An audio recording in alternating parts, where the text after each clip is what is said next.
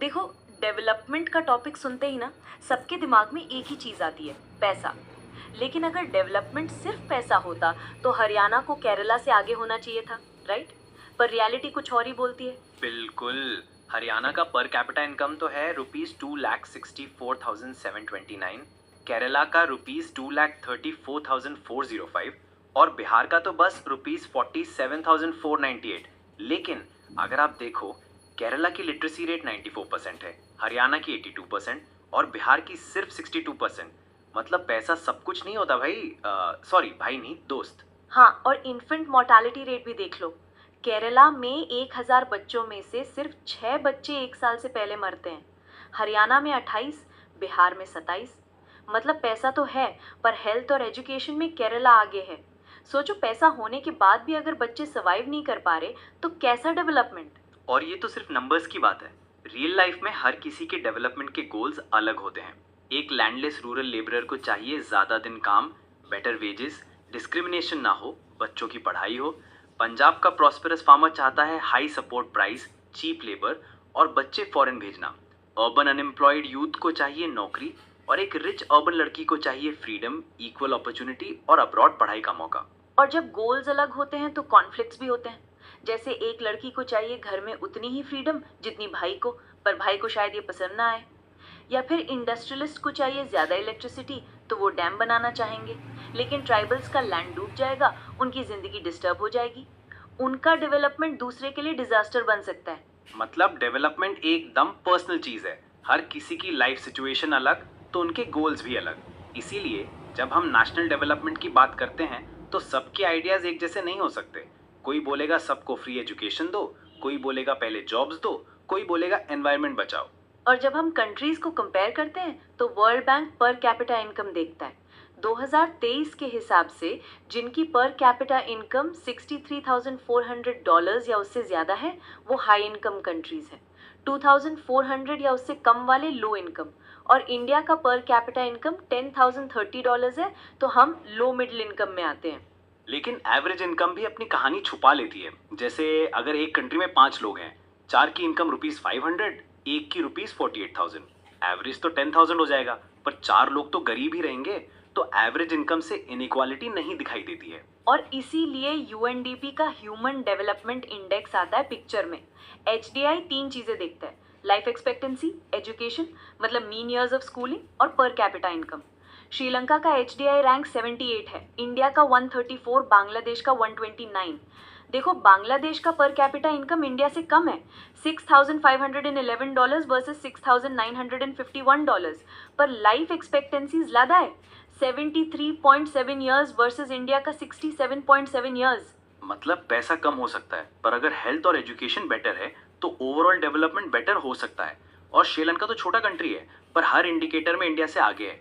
सोचो, size matter नहीं करता, पॉलिसीज और प्रायोरिटीज करती हैं। और डेवलपमेंट का एक और एंगल है सस्टेनेबिलिटी। ग्राउंड वाटर का एग्जाम्पल ले लो।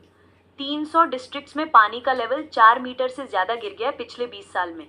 अगर ऐसे ही चलता रहा तो 25 साल बाद 60% देश ओवर यूज करेगा ground water.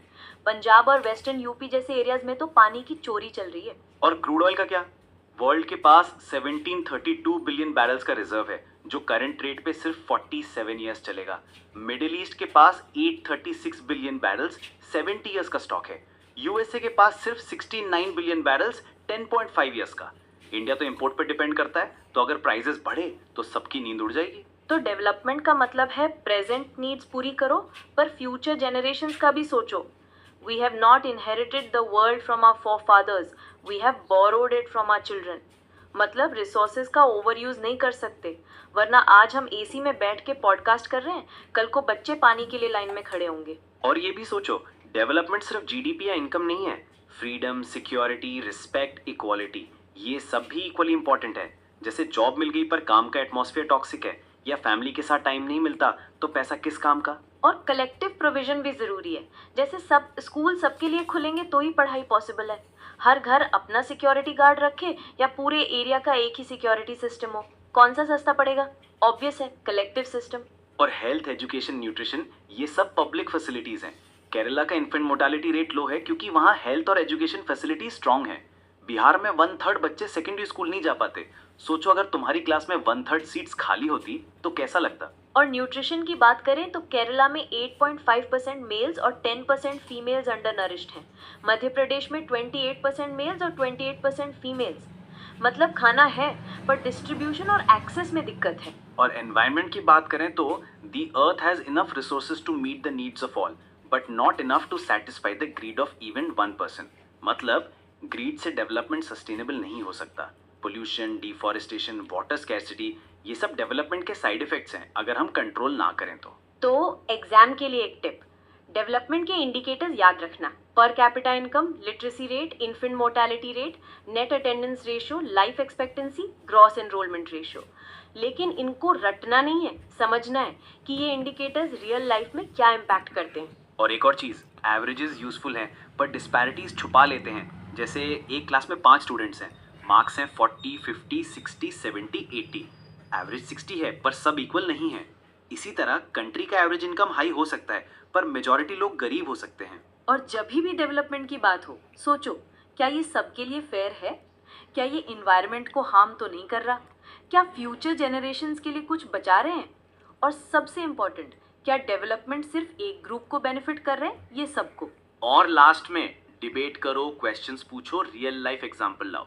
Development boring topic नहीं है, ये तुम्हारी, मेरी, हम सबकी जिंदगी से डायरेक्टली लिंक्ड है। और हाँ, एग्जाम में लिखने से पहले सोच लो क्या तुम्हारा आंसर सिर्फ टेक्स्ट बुक का है या तुमने सोच समझ के लिखा है। और इसी नोट पे आज का पॉडकास्ट यहीं ख़त्म करते हैं। अगली बार जब कोई बोले डेवलपमेंट हो रहा है तो सीधा पूछ लेना किसके लिए, कैसे और कितने टाइम के लिए, तभी तो असली डेवलपमेंट होगा। और हाँ, पैसा ज़रूरी है पर पैसा सब कुछ नहीं है। डेवलपमेंट का असली मज़ा तब है जब सबको मिले और प्लैनेट भी खुश रहे।